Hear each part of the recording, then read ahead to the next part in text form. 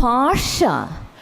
കാരണം എല്ലാത്തരം പ്രത്യയശാസ്ത്രത്തെയും അധികാരത്തെയും സമൂഹത്തിനു വേണ്ടി വിവർത്തനം ചെയ്യുന്നതും അത് സ്വാംശീകരിക്കുന്നതും ഭാഷയിലൂടെയാണ്. എന്ന് പറഞ്ഞാൽ വാക്കുകൾ കൊണ്ടാണ് ലോകം സൃഷ്ടിച്ചിരിക്കുന്നതെന്ന് പറയാം. ഏത് ഭാഷയുമാകട്ടെ, വാക്കുകൾ കൊണ്ടാണ് ലോകം സൃഷ്ടിച്ചിരിക്കുന്നത്. വാക്കുകളാലാണ് അർത്ഥം പ്രകാശിക്കുന്നത്, പൂർണ്ണമാകുന്നത്. പക്ഷേ ഈ വാക്കുകൾ ആരാണ് ഉണ്ടാക്കുന്നത്? ആർക്കു വേണ്ടിയാണ് ഉണ്ടാക്കുന്നത്?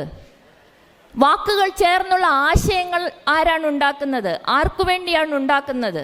അതുകൊണ്ട് സ്ത്രീ ഈ ലോകത്തെ കാണുമ്പോൾ, ഈ ലോകത്തെക്കുറിച്ച് സംസാരിക്കാൻ ശ്രമിക്കുമ്പോൾ ഭാഷ വലിയ പ്രശ്നമായി മാറുന്നു.